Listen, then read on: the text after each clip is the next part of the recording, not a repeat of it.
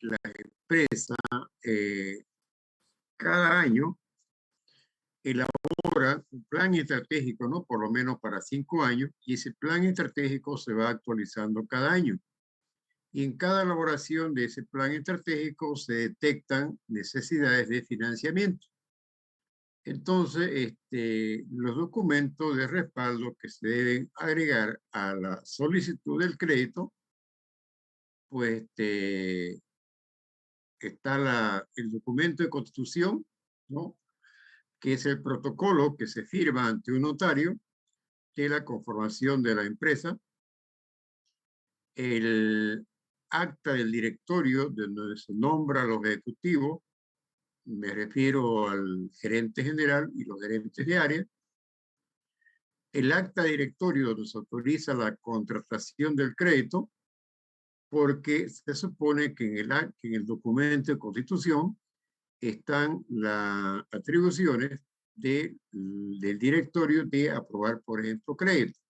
Entonces tiene que haber una reunión del directorio donde la gerencia presenta su plan estratégico y presenta también la solicitud para contraer un crédito.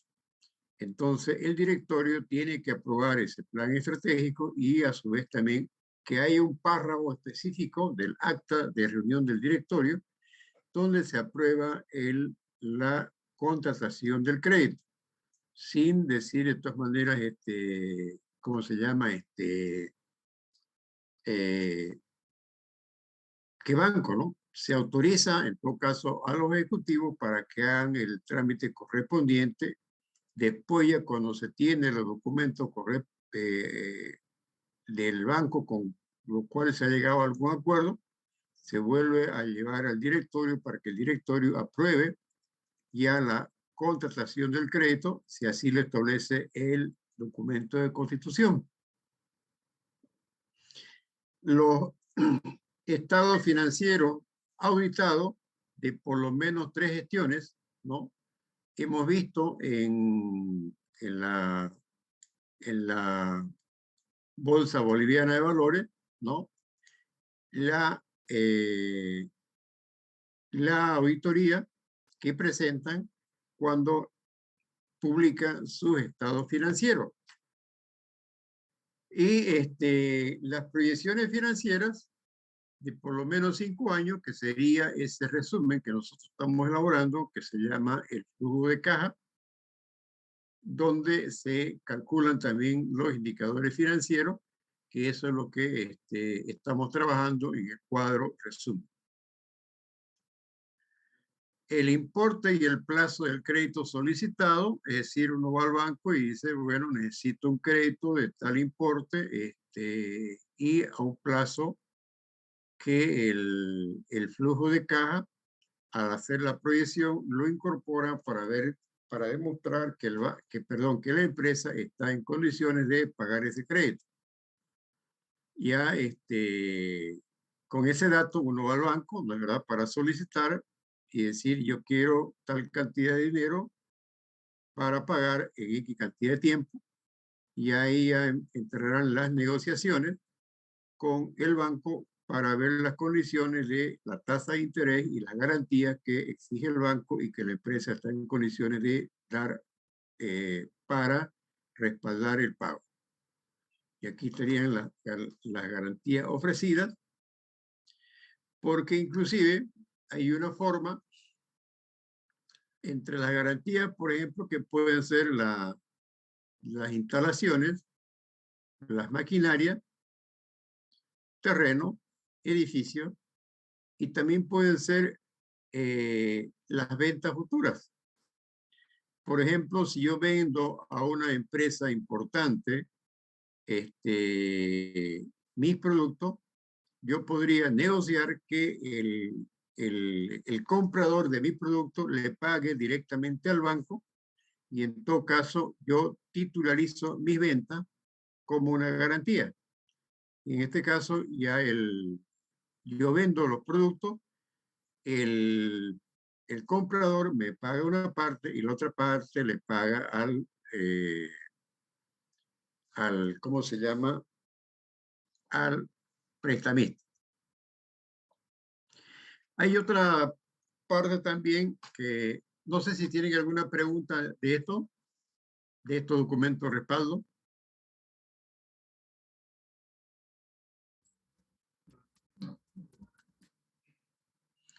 ¿Todo está claro?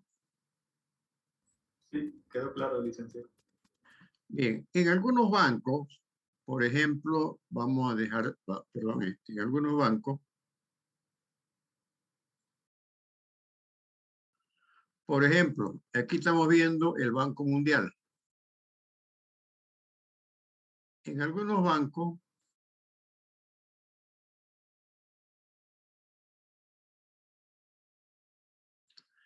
¿qué es lo que hacen además de el tema del, ¿no es verdad? Se establecen, ¿no?, las condiciones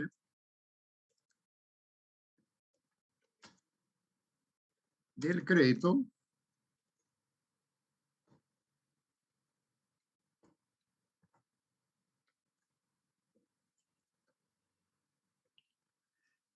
es decir, en el sentido de el plazo,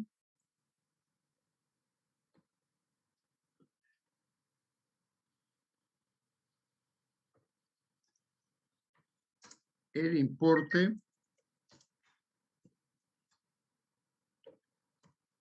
bueno, no sé qué es lo que pasa con el importe, la tasa de interés,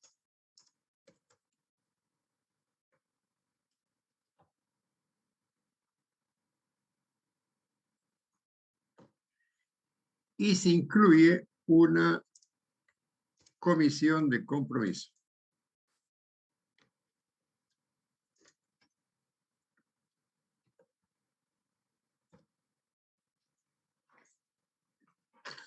Esa tasa de interés es por los desembolsos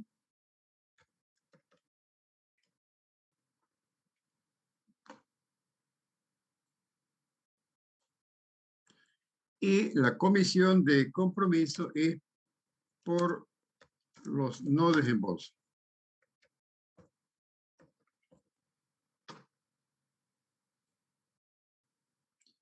Entonces,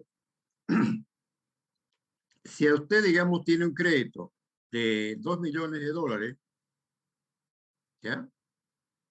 El, el, el banco le hace un plan, si quieren, de desembolso, ¿ya?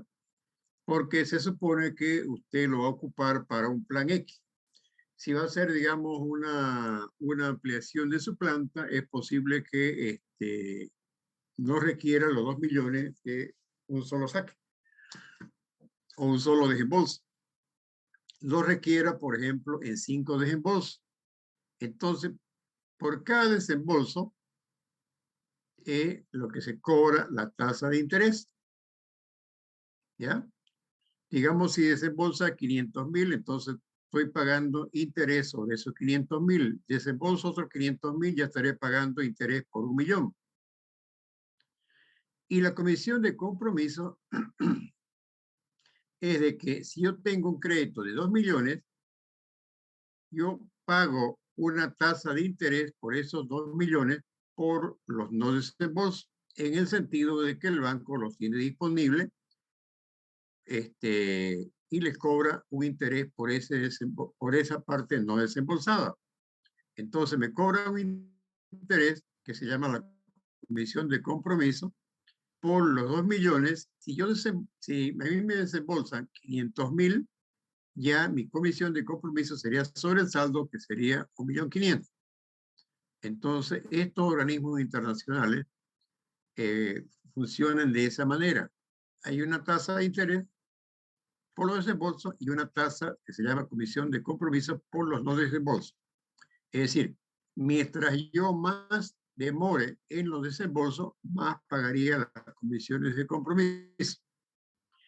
Y además, como, como estos créditos son fiscalizados, entonces, por ejemplo, eh, hay un desembolso original como una especie de capital de trabajo yo utilizo eso y rindo cuentas ante el banco y el banco me reembolsa lo que yo he gastado. Y así sucesivamente. Es decir, si yo no he gastado correctamente según el acuerdo y el plan que hubiese propuesto al banco, el banco no me hace el desembolso de los importes correspondientes. Entonces, mientras más tarde en la ejecución del proyecto, más pagaría comisión de compromiso. No sé si queda claro este tema, por si alguna vez trabajan con un organismo internacional.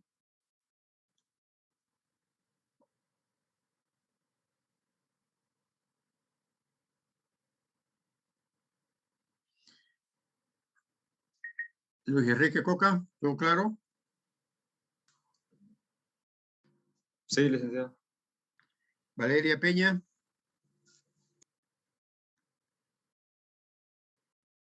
Sí, licenciado. Bien. Entonces, esto es lo que se permite trabajar, por ejemplo, con este Banco Mundial que tiene varias áreas que financian, por ejemplo, tiene dentro de sus ramas que tiene el banco, por ejemplo, esta otra, esta otra, esta otra. Normalmente los préstamos vienen de estas dos fuentes de acá, que siguen siendo del Banco Mundial. ¿Ya? Entonces, como les decía, los países miembros, que son los países miembros del Banco Mundial, tienen el derecho de participar en cualquier licitación internacional que se presente de los prestatarios cuando van a comprar, por ejemplo, maquinaria, de tal manera de que cualquier país de miembro de este banco o de otro banco tiene el derecho de proveer maquinaria y equipo. Por lo tanto, uno tiene que tener cuidado de no poner en la calificación el origen de esos productos.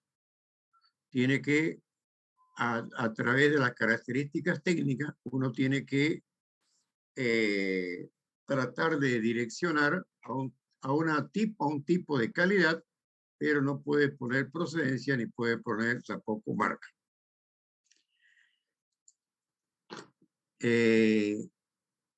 ¿Alguna pregunta?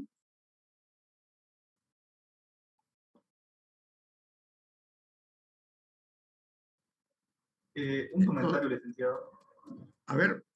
¿Por qué siempre el gobierno se opone a los préstamos del Banco Mundial? O sea, el gobierno actual. Ya. Lo que más se opone el Banco Mundial es en el tema de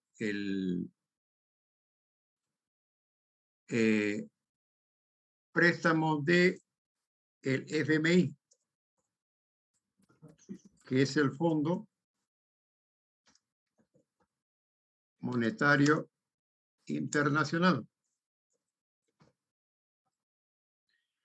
Porque este fondo exige ciertas condiciones políticas para el desembolso del crédito. Por decirle algo, que se privatice ciertos servicios, por ejemplo, que se devalúe la moneda, ¿ya? Entonces, ese financiamiento viene condicionado a esas obligaciones, y por eso que en este caso y en este gobierno se oponen a el financiamiento que venga del Fondo Monetario Internacional. Es como usted le diga, por ejemplo, yo le doy un crédito, pero usted vende su vehículo, por ejemplo. O yo le doy un crédito, pero usted se cambia de casa. Entonces viene condicionado eso. el Banco Mundial es menos. Por eso que la oposición, sobre todo, son a préstamo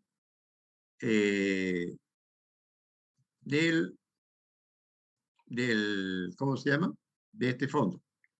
Por ejemplo, no sé si se acuerdan ustedes del 21060. Creo que estaban chicos, ¿no?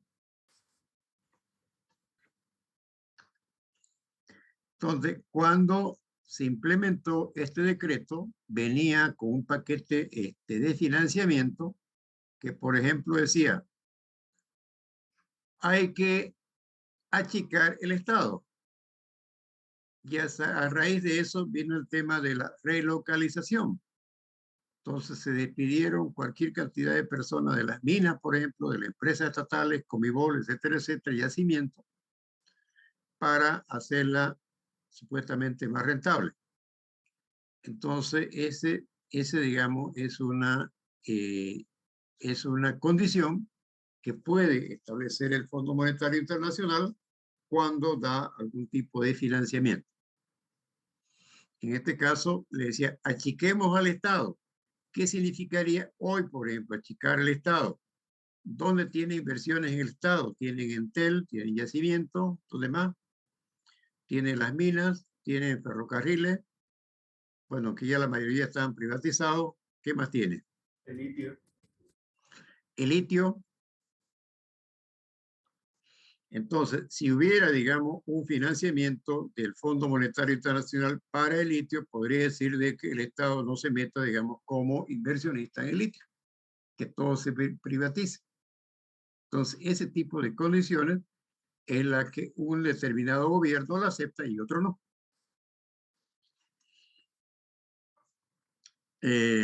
¿Alguna pregunta?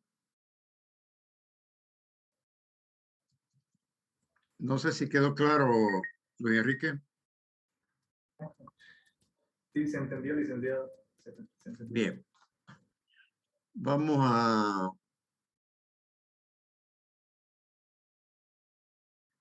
otro tema que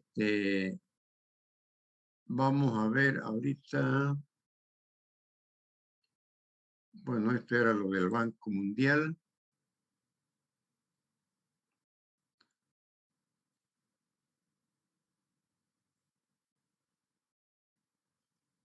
Esto ya lo vimos de la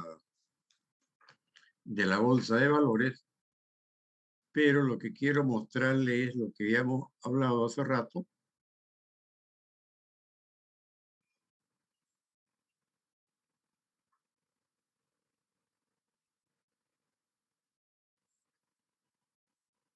¿Se ve la pantalla?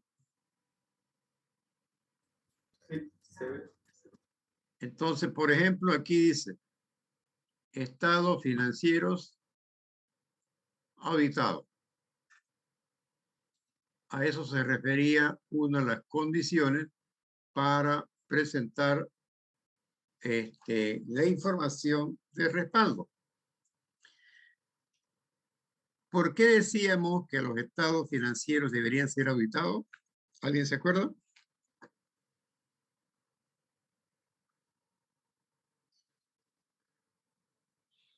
A ver, Silvia Callau.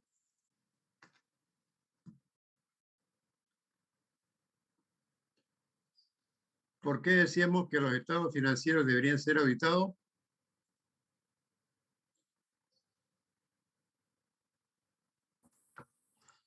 ¿No está Silvia Callau? Entonces la borramos de la lista. Maricel Carrasco.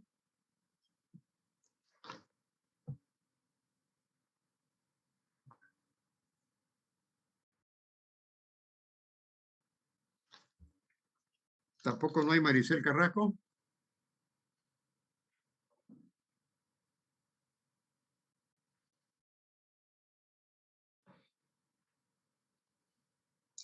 Nicole Durán. Perdón. Nicole, ¿por qué decíamos que los estados financieros deberían ser auditados?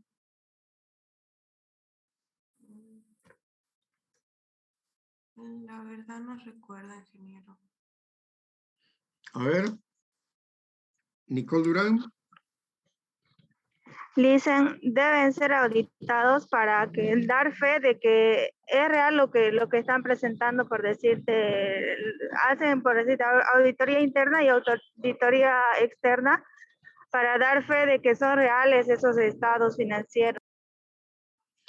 Bien, gracias, Silvia.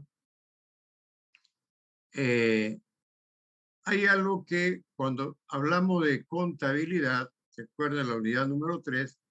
Hablamos de los usuarios de la contabilidad. ¿Quiénes eran esos usuarios? ¿Se acuerdan?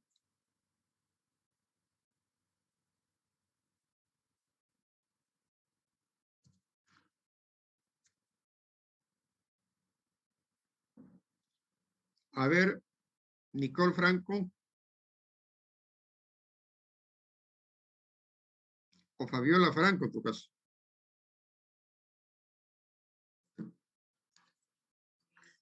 Los usuarios dijimos que eran los ejecutivos. ¿Quiénes más eran los usuarios? Administradores. Los inversionistas. ¿Quiénes más? Los proveedores. ¿Por qué serían los proveedores?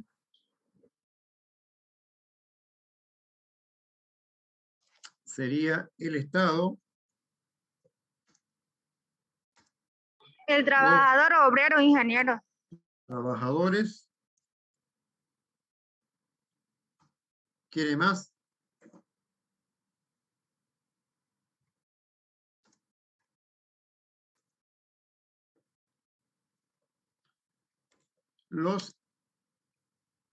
No, perdón, aquí eran los inversionistas.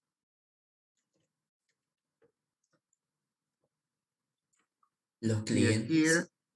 aquí eran, ¿qué eran? Los accionistas. Los accionistas son los que están dentro de la empresa, los inversionistas son los que quieren entrar. Y aparte de eso estarían los analistas financieros, ¿no?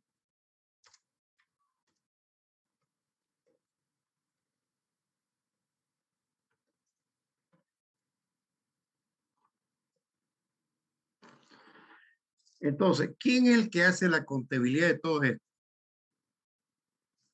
¿Quién es el responsable de elaborar la contabilidad?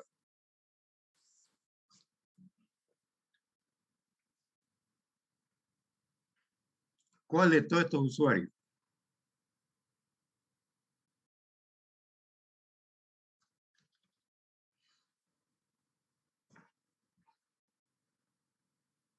A ver, José Manuel Mendoza.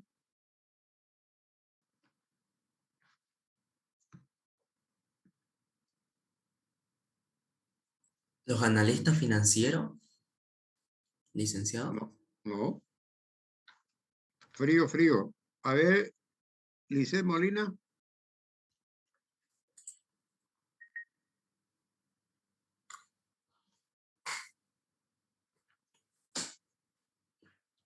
Lisset Molina.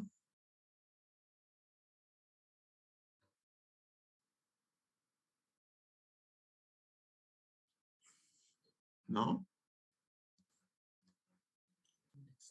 El área de finanzas de la empresa sería, licenciado.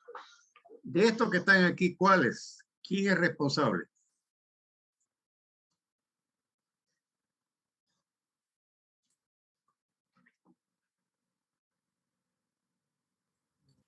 El ejecutivo. Los ejecutivos. ¿Ya? Los ejecutivos son los responsables de elaborar la contabilidad.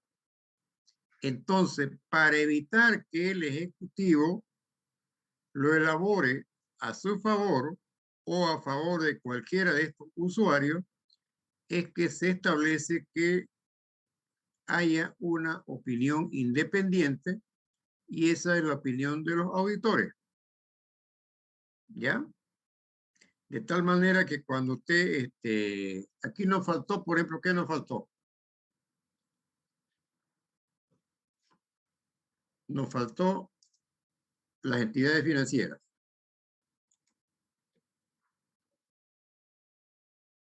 Vaya, vaya.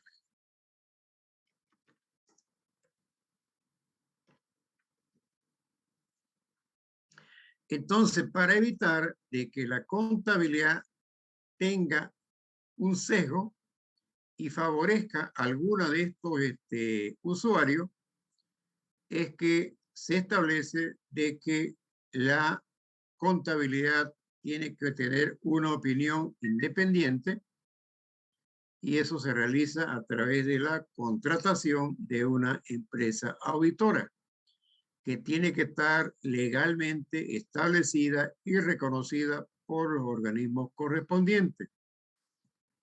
Digamos, si audita a un banco, tiene que estar reconocida en la ASI. Si audita a una empresa de telecomunicaciones, tiene que estar registrada en la ATT y así sucesivamente.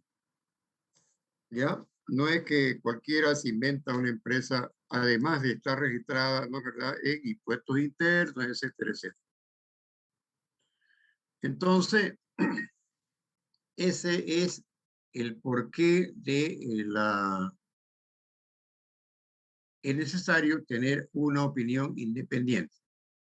Entonces, cuando se tiene ya el resultado de la auditoría, ya nosotros podemos, perdón, la empresa puede,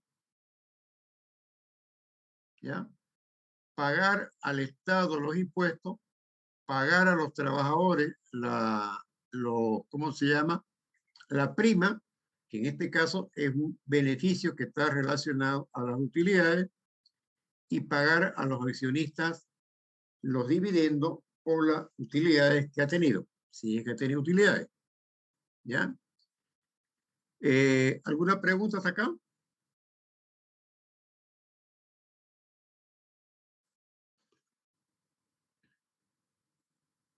Entonces, cuando este informe, por ejemplo, de auditoría, dice acá, ¿no es verdad? Dice informe de auditoría financiera. Tiene que decir financiera porque está relacionado a los estados financieros. Hay otro tipo de auditoría, una auditoría ambiental, una auditoría operativa, etcétera, etcétera. Y tiene que decir qué periodo está auditando. Y como les decía yo, hay ¿cómo se llama? Hay uno, aquí por ejemplo, esta es la empresa consultora que está afiliada a una internacional. Fíjense, esta es afiliada. Y aquí dice informe del auditor independiente. Y va dirigida al más alto nivel. Entonces, ¿qué es lo que dice esto? Dice primero el trabajo que ha realizado. Hemos auditado los estados financieros, etcétera, etcétera, a un periodo dado, es decir, todo lo que han hecho. Y aquí está, dice, nuestra opinión. Y dice, presentan razonablemente. Esa es la palabra mágica, razonablemente. Fíjense que aquí no dice exactamente, dice razonablemente. Porque este trabajo se realiza por muestreo. Entonces, pudieran haber, digamos, peso más, peso menos, que falta o que sobre. Por eso utilizan la palabra razonablemente, no lo hacen a nivel de detalle. Entonces, cuando con esto terminamos, cuando el auditor o la empresa auditora termina, hace su trabajo, puede tener varios tipos de opinión.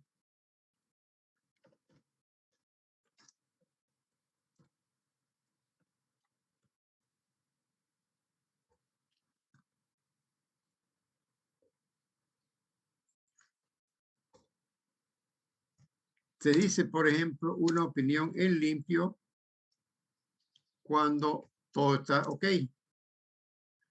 Como dice, por ejemplo, este informe dice, presenta razonablemente.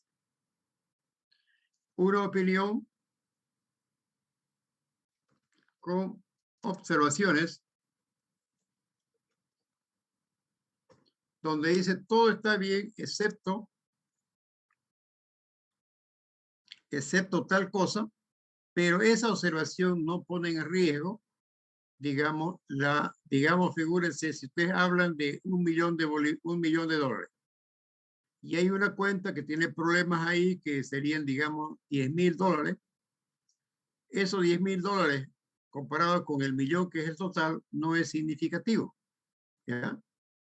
Entonces, dice, todo está bien, excepto esta partecita que no está clara o que no está, que está todavía, por ejemplo, una deuda que está en litigio y que no se tiene claro que se va a ganar o que se va a perder, podría ser. Y otra puede ser con,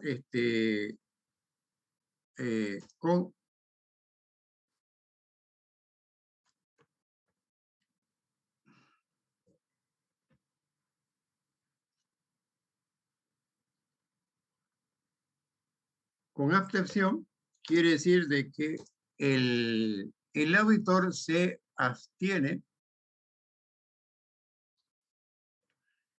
de opinar porque la información no es, digamos, ni buena ni mala que le permita decir está bien o está mal.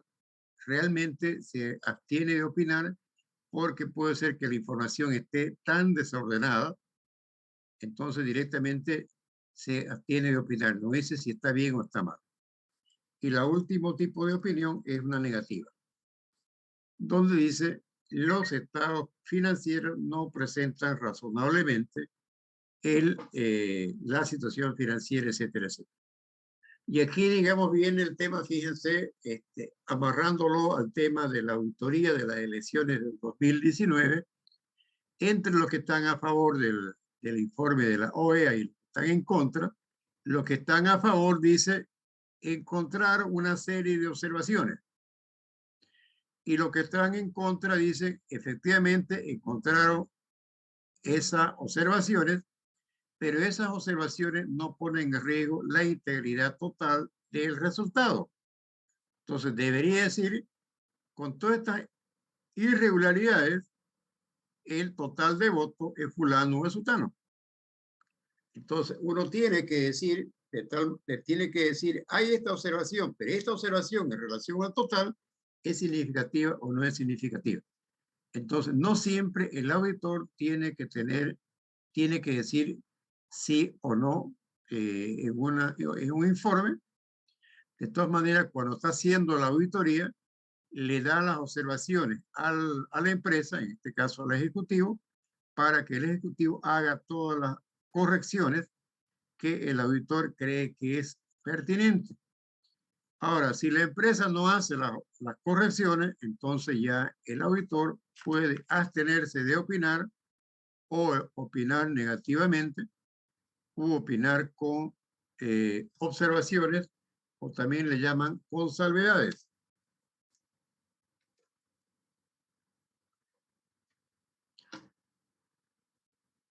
Donde quiere decir todo está bien salvo tal cuenta. Y eso generalmente ocurre, por ejemplo, cuando hay litigios de por medio y ese litigio no se sabe si la empresa lo va a ganar o lo va a perder. Pero ese litigio en el total, digamos, si el total de la contabilidad son $2 millones y el litigio, digamos, es $50,000, no altera, digamos, ¿no? El resultado total. Pero si fueran $500,000, entonces ya podría alterar y decir no representa porque tenemos incertidumbre de que ese juicio se vaya a ganar o se vaya a perder. Entonces, hacemos esta acotación para mostrarle que el auditor también está en condiciones de poder opinar de diferentes maneras. ¿Preguntas? Entonces, a eso se refiere la opinión independiente del auditor en relación a los estados financieros. No es que el gerente va a llevar los estados financieros al banco y le va a decir, estos son mis estados financieros. Y el banco le va a decir, queremos estados financieros auditados. ¿De acuerdo? ¿Preguntas?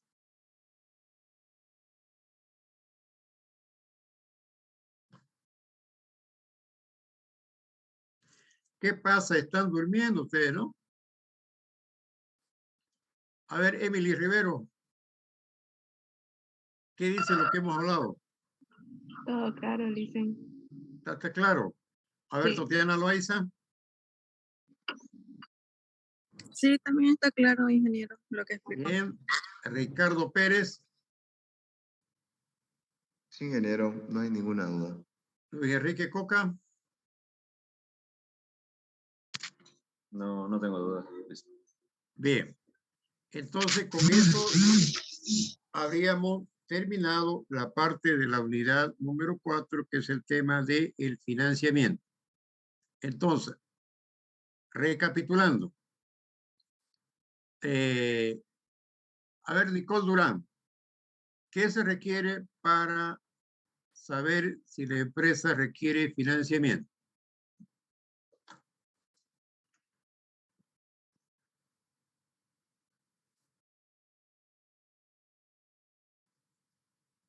La empresa Vamos, Nicole. financiamiento.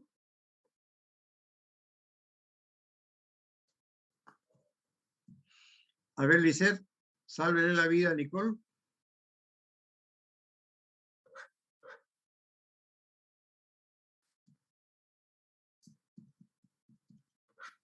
¿Qué se requiere para saber si la empresa necesita financiamiento?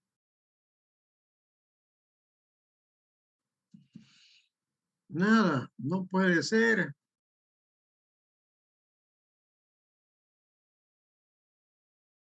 No. A ver, Valeria Peña, ¿qué se requiere?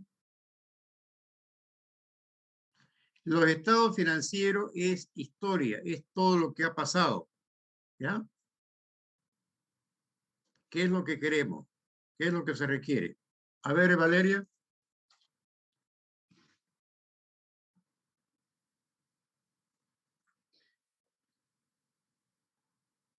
Vamos, Valeria. Usted puede.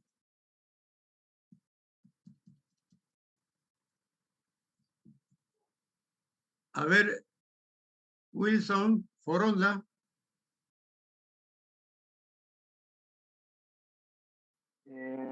Bueno, desde mi punto de vista sería ver la visión de la empresa en la cual se va a hacer financiar. La visión. O si no, la misión. Ya. ¿Cuál es la diferencia entre la visión y la misión? La misión es algo que tenemos que cumplir y la visión es como algo que sería un propósito a llegar a convertirnos en. Bueno, sería eso en mis propias palabras. La misión es lo que estamos haciendo actualmente y la visión es lo que vamos a hacer al futuro. A ver, Mariluz Suárez, mientras arregla su peinado. Dicen hay una respuesta en chat. A ver. ¿Qué dice? La proyección de la empresa es a 5 años. Ya. ¿Eso qué nombre le dimos a esa proyección?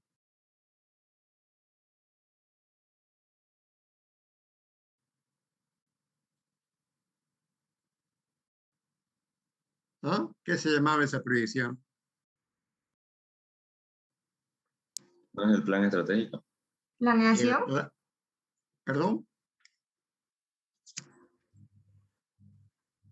¿Qué dijo Salazar?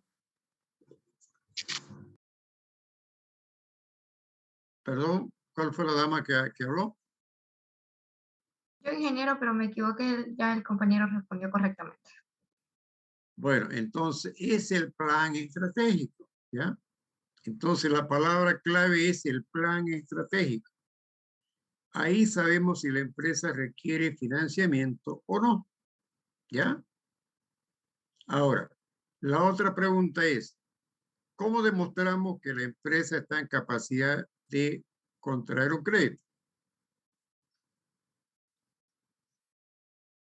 A ver, Cristian Mendoza.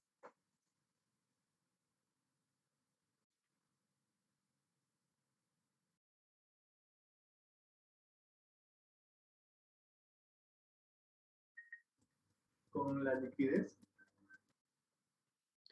¿Y en qué documento mostramos la liquidez? en los indicadores de la empresa.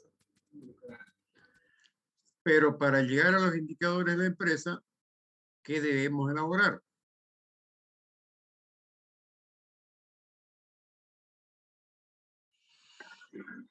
Los estados financieros.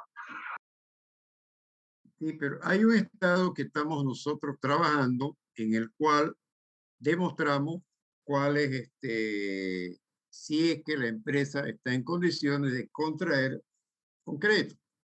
Creo que es el total activo entre el total pasivo. Se llama el flujo de caja proyectado, ¿ya? Que es el cuadro que nosotros tenemos en estos cuadros financieros, ¿ya? Este es el cuadro.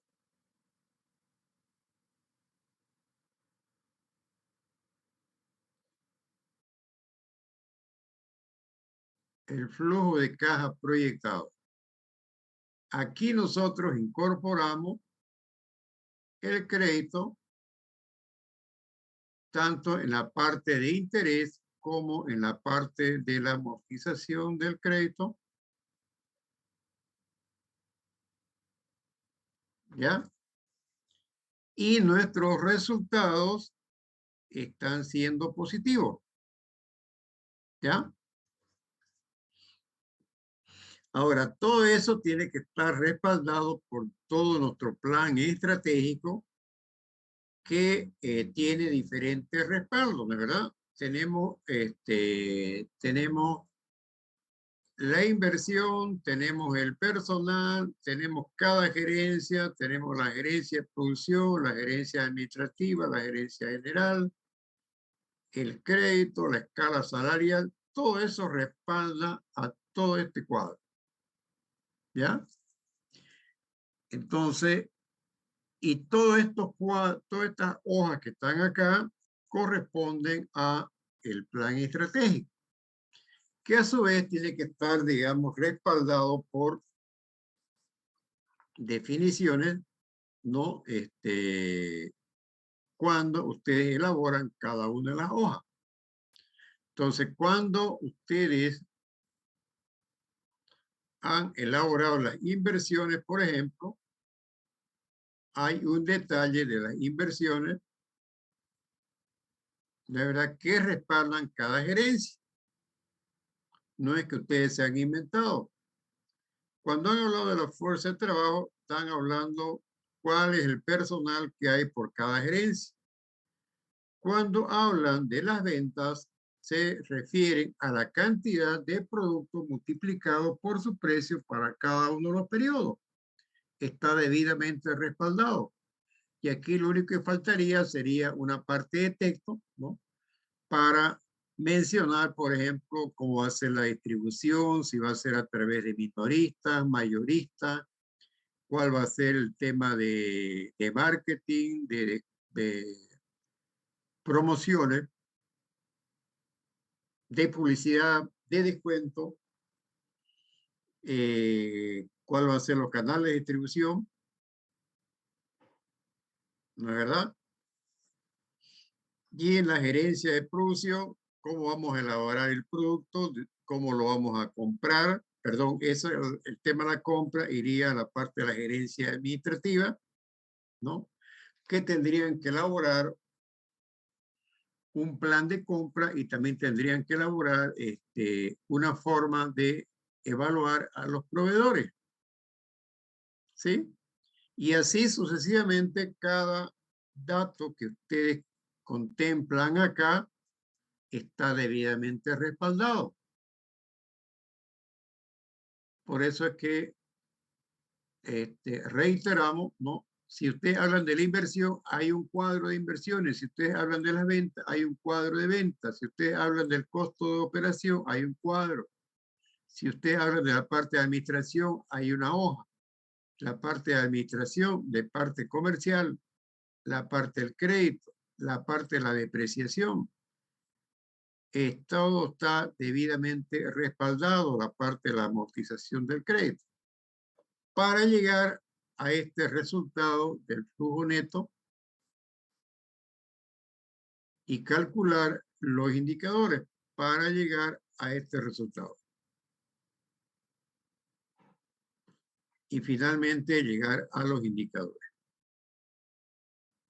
Fíjense que aquí tenemos nosotros un saldo de la inversión, porque esta inversión que tenemos acá no solamente nos va a durar estos 5 años, sino nos va a durar más años acá.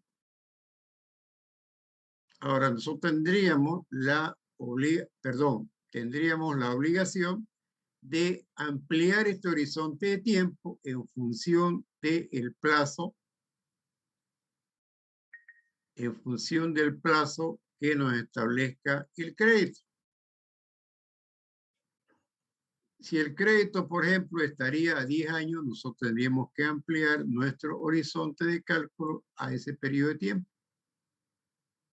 Porque al banco lo que le interesa es de que si en ese periodo de tiempo vamos a poder pagar el capital y los intereses de acuerdo al crédito. Nosotros hemos hecho aquí para 5 años, ya, solamente por un tema de facilidad. Pero si ustedes van a tener que tener un crédito a 10 años, tendrían que ampliar este horizonte a un periodo mayor de los 5 años. Preguntas, entonces, todo esto es la parte de respaldo que ustedes van y demuestran, dan un examen en el banco y le dicen, mire, este es mi flujo, y en mi flujo yo incorporo el tema del crédito, tanto de capital como de intereses, y tengo un resultado favorable. Ahora, el analista financiero del banco que validar, ¿no es verdad?, los cuadros que ustedes han presentado y tener, por ejemplo, como los documentos de respaldo que mencionamos hace rato,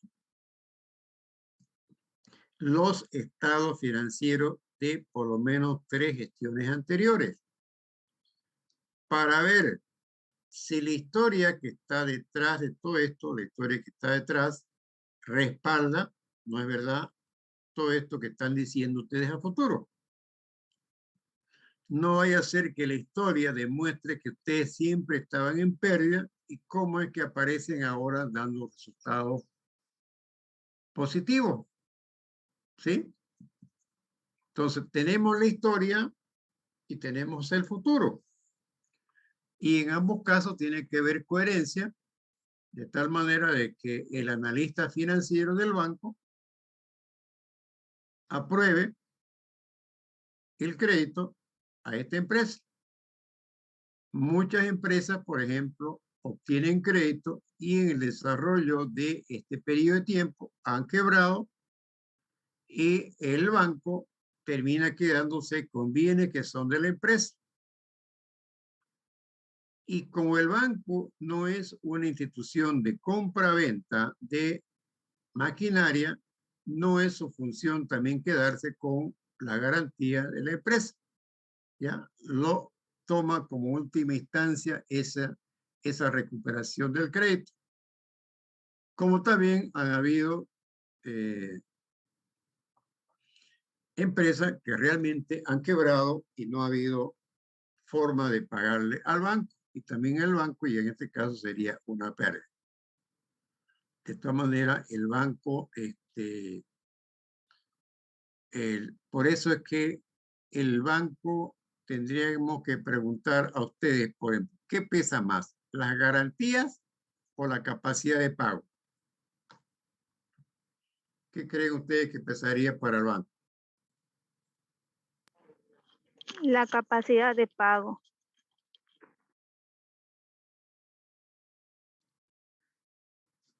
Pesaría porque, como le digo, ¿de qué vive el banco? El banco vive de los recursos que capta, ¿no? de los ahorristas, a los cuales les paga, por ejemplo, una tasa de interés de un 4%. Ese mismo dinero lo presta al 10%, entonces ya tiene una diferencia entre la tasa activa y la tasa pasiva de un 5%. Y de eso vive. Ese es su negocio, ¿no es verdad? Entonces, lo que le interesa es que le paguen el crédito para que le paguen también los intereses.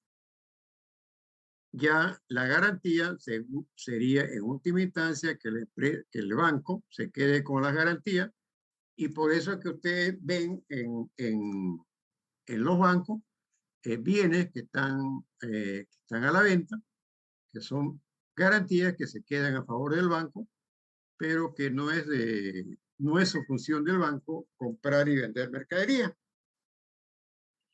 Entonces, reiteramos. Primero, tenemos el plan estratégico para justificar que hay necesidades. Después tenemos el flujo de caja proyectado para demostrar la capacidad de pago, ¿ya? Y en ese flujo de caja, ¿cuáles son las 3 ítems más importantes que se consideran?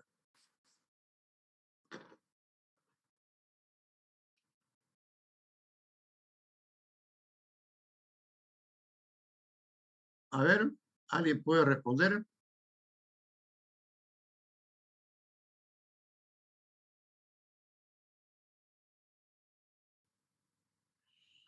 En el flujo de caja detectamos 3 ítems importantes. ¿Cuáles serían esos? A ver, Marilena Ledesma.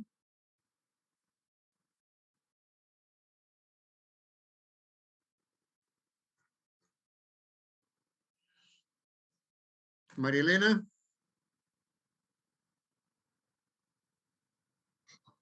Buen día, Eliseo. ¿Cuál era la pregunta? En el flujo de caja, ese cuadro en Excel que hemos mostrado, ¿cuáles son los ítems más importantes que se muestran en ese cuadro?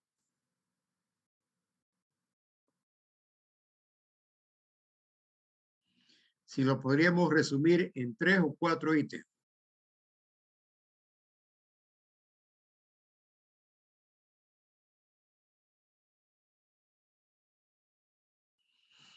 A ver.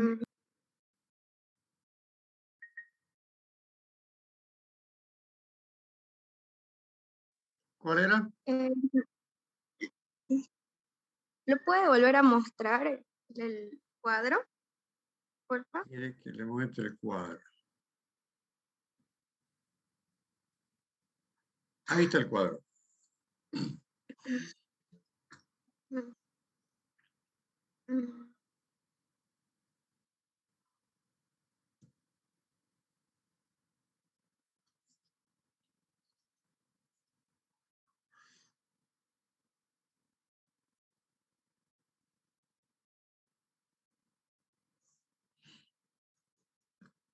¿Ya?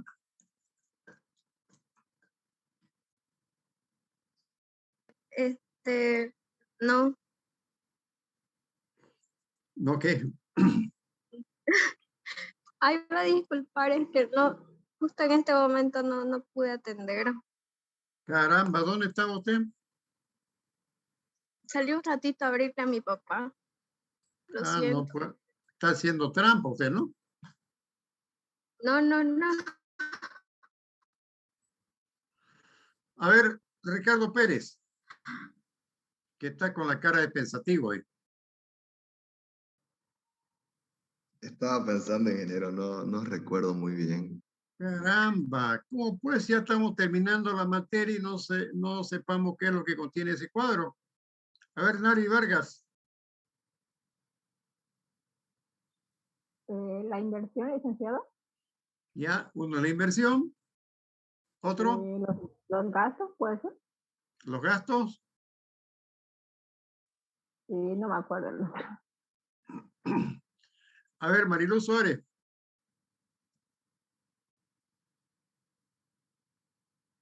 Tenemos las inversiones, los gastos y qué más. Utilidad. ¿Cuál? Utilidad sería. No, ese ya es resultado de los cuadros. A ver, Tatiana Loaiza. Los activos fijos, ingeniero. No, eso serían las inversiones. Seguimos hablando de las inversiones, los costos, ¿qué más? Las ventas. ¿Cuál? Las ventas. Serían los ingresos, ¿no es verdad? Entonces, si nosotros vemos el cuadro, buena pregunta para examen, ¿no? Entonces, tenemos el cuadro, que es lo que podemos resumir acá. Tenemos la inversión. Tenemos los ingresos. Tenemos los costos. Y tenemos los gastos. Y ya todo lo demás es resultado de esos 4 elementos. Ustedes dirán cuál es la diferencia entre costos y gastos. ¿Alguien se anima a responder?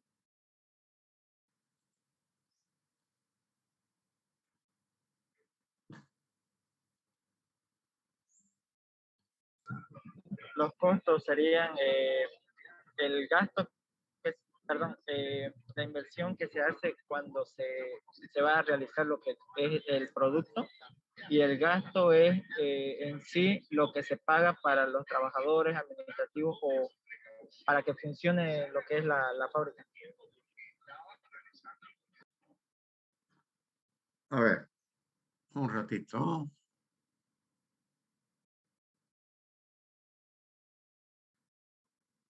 Vamos a ver.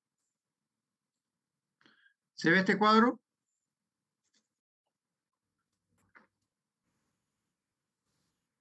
Sí, se ve, licenciado. Bien. A ver, vamos a tratar de aclarar el acertijo.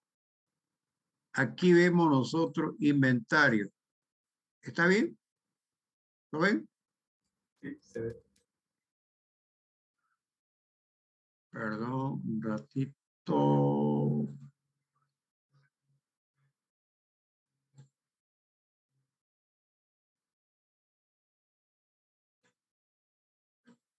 Está mal el pulso.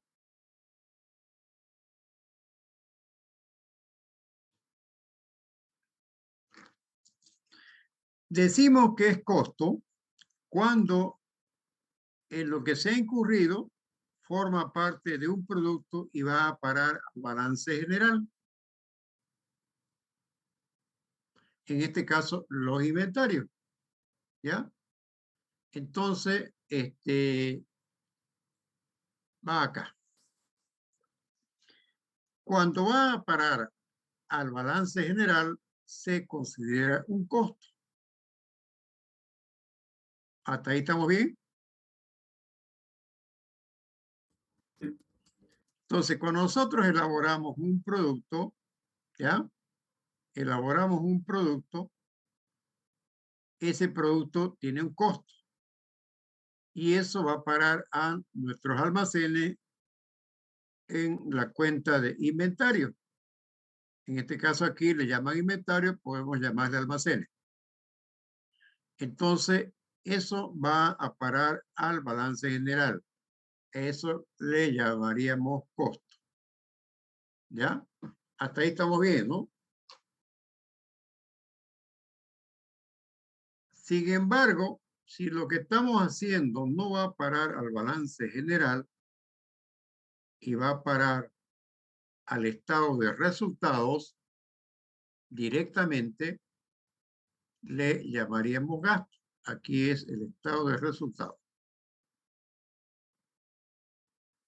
Aquí, por ejemplo, está gastos administrativos, gasto de comercialización. ¿Ya? Entonces, cuando va a parar directamente al estado de resultado, lo conocemos como gasto. Cuando va a parar al balance general, inicialmente lo conocemos como costo. Aunque después de que sale del balance general, cuando lo vendemos, ¿no es verdad? Va a parar al estado de resultado, pero como un costo. Acá está. Esto es el costo de haber vendido. Perdón un ratito.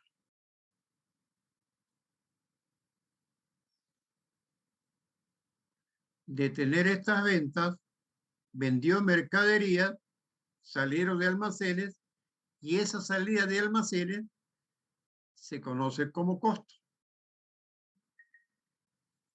Inicialmente era parte de almacenes. Cuando lo sacamos de almacenes y lo vendemos, pero en cambio el gasto va directamente al estado de resultado, sin pasar por el balance general. Entonces, eso sería, digamos, lo más sencillo de explicar lo que sería un gasto y un costo. Entonces, nosotros cuando vimos la parte de contabilidad en la unidad número 3, mencionamos que los estados financieros principales eran el balance general y el estado de resultados, ¿ya? Entonces, el costo primero va por el balance general y el gasto va directamente al estado de resultados. No sé si queda claro esa definición.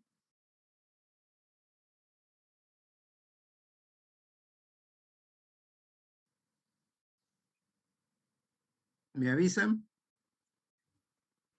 Bueno, desde el punto de vista, digamos, de usted, sí, se entiende, licenciado. Y desde el punto de vista de ustedes. ¿Ah? Bueno, Lo importante es que todos lo entendamos. Sí.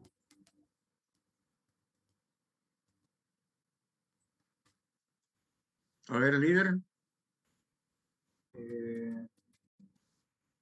Bueno, yo lo entendía de una forma de que todo lo que conlleva a elaborar el producto es un costo, ¿no?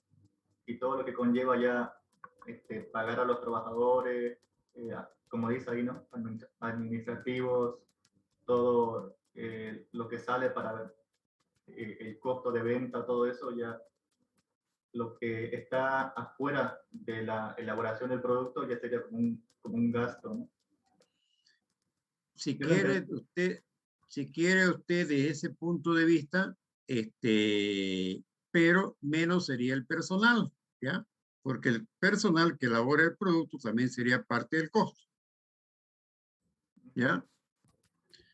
Si usted quiere, si ustedes se ubican, no sé si lo podemos, un ratito ahorita, para terminar este tema.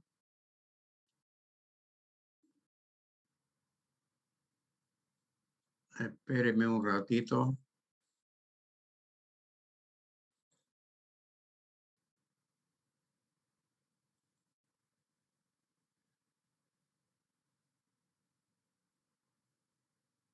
Licenciado.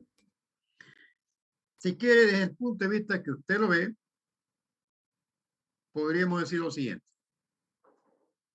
Nuestros costos serían todo lo que estaría en la gerencia de producción. Sí. Y nuestros gastos serían todo esto.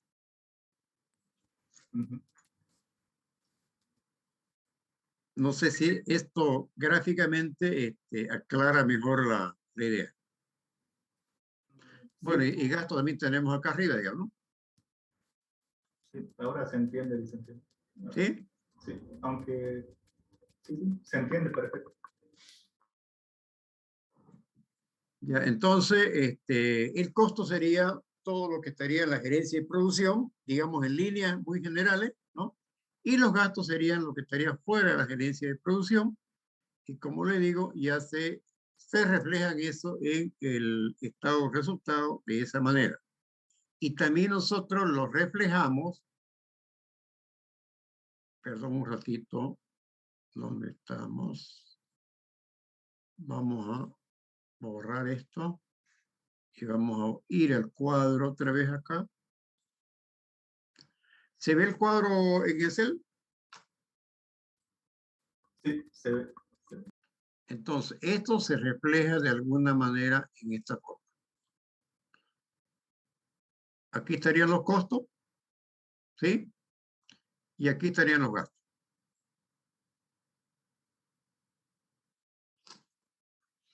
¿Está bien? Sí. Bueno, entonces, para que tengamos claro cuando hablamos de costos, cuando hablamos de gastos. Un poco, si bien ustedes no van a hacer la parte de finanzas en su profundidad, pero por lo menos para que aprendamos a diferenciar ambos conceptos. ¿Tuvieran alguna pregunta?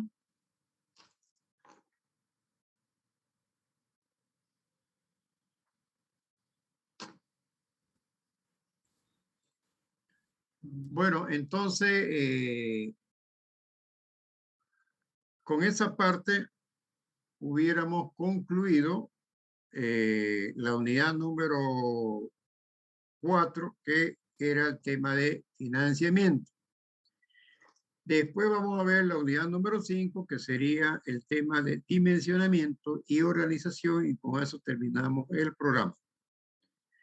Para la próxima clase vamos a hacer un control de lectura y vamos a, ¿hasta cuándo quedó el plazo para la presentación del práctico número 1, el borrador? Nos dio una semana, licenciada. Aquí sería como para el próximo miércoles, dice. ¿Para el próximo miércoles? Sí. Ya. ¿No hay forma de adelantarlo para el lunes?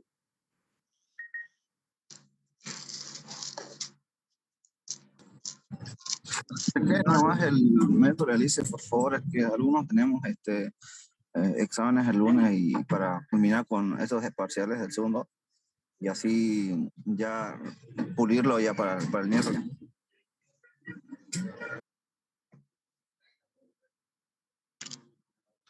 Entonces, el día lunes nosotros empezamos con la tarea con la última unidad, y el día miércoles la ocupamos en revisar todo el trabajo,